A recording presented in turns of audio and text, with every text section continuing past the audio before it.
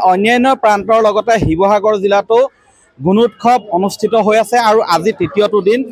দিনত শিৱসাগৰ জিলাৰ কেইবাখনো বিদ্যালয় ভ্ৰমণ কৰিছে আৰু শিৱসাগৰ জিলাৰ 1241খন বিদ্যালয় সামৰি লৈছে এই প্ৰথম পৰ্যায়ৰ গুণোৎসৱে 70,717 গৰাকী আৰু ৰনোজ পেগু শিক্ষামন্ত্ৰী ডক্টৰ ৰনোজ পেগু আহি উপস্থিত হৈ শিৱসাগৰ 2 নং টাউন প্ৰাইমেৰী বালিকা বিদ্যালয় ভ্ৰমণ কৰে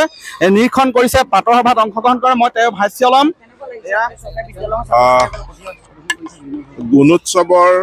প্ৰথম পৰ্যায়ৰ আজি দ্বিতীয়টো দিন আৰু দ্বিতীয়টো দিনত মই শিৱসাগৰ জিলাত আহি উপস্থিত হৈছোঁ গুণোৎসৱৰ খা খবৰ লোৱাৰ কাৰণে তদাৰকী কৰাৰ কাৰণে আৰু এই মুহূৰ্তত মই শিৱসাগৰ নগৰৰ এখন ঐতিহ্যপূৰ্ণ বিদ্যালয় 1913 চনতে প্ৰতিষ্ঠা হোৱা এই 2 নং টাউন প্ৰাইমেৰী বিদ্যালয় এই বিদ্যালয়খনত উপস্থিত হৈছোঁ প্ৰাতঃ সভা ইতিমধ্যে সম্পন্ন হৈ গৈছে এক্সটাৰ্নেল ইভালুৱেটৰ আহিছে বা বহিৰ্মূল্যায়ক আহিছে ইয়াতে আমি ছাত্ৰ ছাত্ৰীসকলৰ তেওঁলোকৰ যোৱা বছৰটোত তেওঁলোকে কিখিনি শিকিছে তাৰ এটা মূল্যায়ন বা তাৰ এটা পৰীক্ষা অনুষ্ঠিত হ'ব আৰু সেই পৰীক্ষাৰ লগে লগে বিদ্যালয়ৰ আন্তঃগাঁথনি বিদ্যালয়খনত ৰাইজৰ সহায় সহযোগিতা বিদ্যালয়ত আমি যোগান ধৰা যি দুপৰীয়াৰ আহাৰ ইউনিফৰ্ম এই সকলোখিনিৰ মূল্যায়ন হ'ব আৰু এই মূল্যায়নৰ ভিত্তিতে পৰৱৰ্তী বছৰৰ কাৰণে আমি শৈক্ষিক পৰিকল্পনা আমি কৰোঁ শিৱসাগৰ জিলাখনে একে লেঠাৰিয়ে তেওঁলোকে গুণোৎসৱত অসমৰ ভিতৰতে প্ৰথম স্থান অধিকাৰ কৰি আহিছে আৰু সেইটো মই ইয়াৰ পৰা কাৰণসমূহো বুজিবৰ কাৰণে চেষ্টা কৰিছোঁ যে কিয় শিৱসাগৰত ফলাফলটো ভাল হয় বা অন্য জিলাত কিয় ফলাফলটো শিৱসাগৰ জিলাৰ নিচিনা নহয় বা শিৱসাগৰ জিলাৰ লগত তীব্ৰ প্ৰতিদ্বন্দ্বিতা বেলেগ জিলাই কিয় কৰিব পৰা নাই সেইখিনিৰ পৰা আমি সাৰ সংকলন কৰি আমি সকলো জিলাত শিক্ষাৰ মান উন্নত কৰাৰ কাৰণে নিৰলস প্ৰচেষ্টা চলাই যাম চৰকাৰী বিদ্যালয়সমূহত ছাত্ৰ ছাত্ৰীৰ সংখ্যা যথেষ্ট কমি গৈছে এইবাৰ পৰীক্ষাত ওলাইছে কি কাৰণ থাকিব যথেষ্ট নাই কমা কাৰণ যথেষ্ট কমিছে বুলি ক'বলৈ আপোনাৰ হাতত পৰিসংখ্যা নাই এটা কথা যে আমি শিক্ষাৰ যিসমূহ তথ্য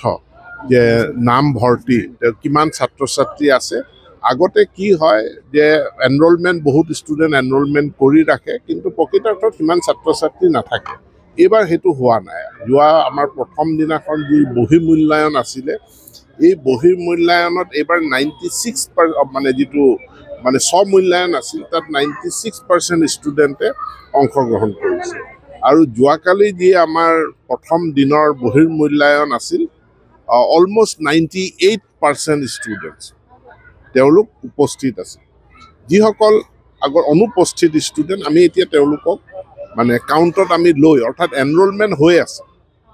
আগতে কি হয় এনৰোলমেণ্ট আছে কিন্তু অনুপস্থিতসকলক নেদেখুৱায় এতিয়া নহ'ব সেইটো এনৰোলমেণ্ট থাকিলে দেখুৱাবই লাগিব গতিকে 100% এনৰোল্ড ষ্টুডেণ্ট যিসকল কায়িকভাৱে শাৰীৰিকভাৱে তেওঁলোকে বিদ্যালয়ৰ ছাত্ৰ ছাত্ৰী সেই পৰিসংখ্যা আছে আমাৰ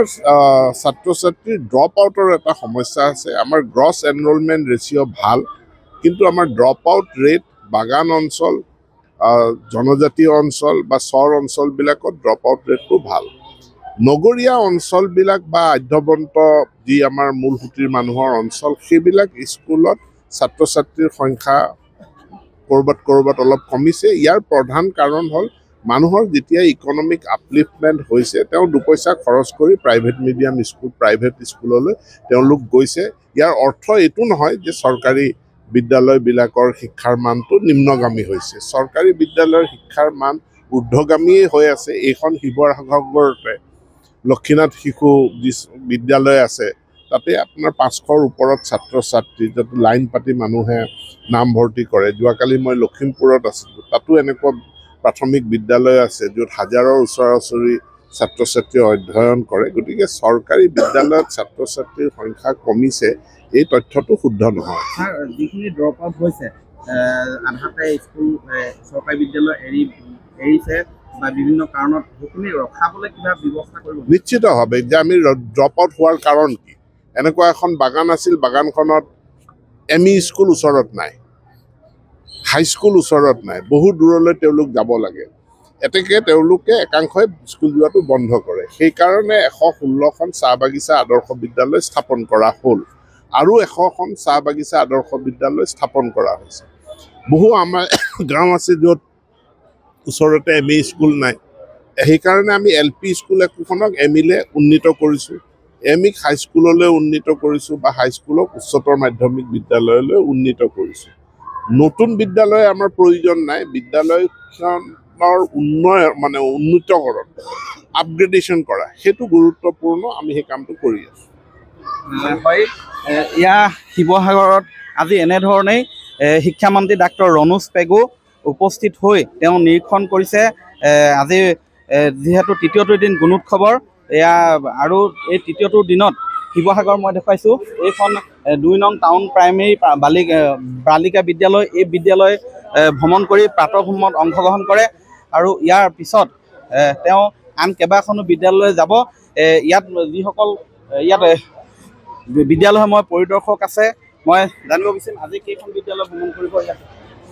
ছাৰ আহিছে, ছাৰ আজি 3খন বিদ্যালয় ভ্ৰমণ কৰিব। এখন আজি এতিয়া 2 নং টাউন প্ৰাইমেৰী বালিকা বিদ্যালয়ত আছে আৰু ইয়াৰ পিছতে থানুৰাম গগৈ হায়াৰ ছেকেণ্ডেৰী বিদ্যালয় যাব আৰু তাৰপিছতে KBCG মেম'ৰিয়েল পলিটেকনিক স্কুললৈ যাব। হয়, মই দেখুৱাইছোঁ আৰু শিৱসাগৰ এই পৰিৱেশ আৰু ডাক্তৰ ৰণোজ পেগুৱে এনেধৰণেই আজি পুৱাই শিৱসাগৰত উপস্থিত হৈ বিদ্যালয়সমূহ নিৰীক্ষণ কৰিছে আৰু যিবিলাক বিদ্যালয়ত ছাত্ৰ ছাত্ৰীৰ সংখ্যা কমি গৈছে বা আধাতে স্কুল এৰিছে সেইবিলাক আচলতে যাতে তেনেধৰণৰ পুনৰাবৃত্তি নহয় তাৰ বাবে উন্নীতকৰণৰ বাবে ব্যৱস্থা গ্ৰহণ কৰিব বুলি তেওঁ দোহাৰিছে। আপুনি বিচৰা বাতৰি পাব কেৱল নিউজ 18 এপত। নিউজ 18 এপ ডাউনলোড কৰিবলৈ স্কেন কৰক এই QR কোড। গুগল প্লে ষ্টৰতো পাব এই নিউজ 18 এপ।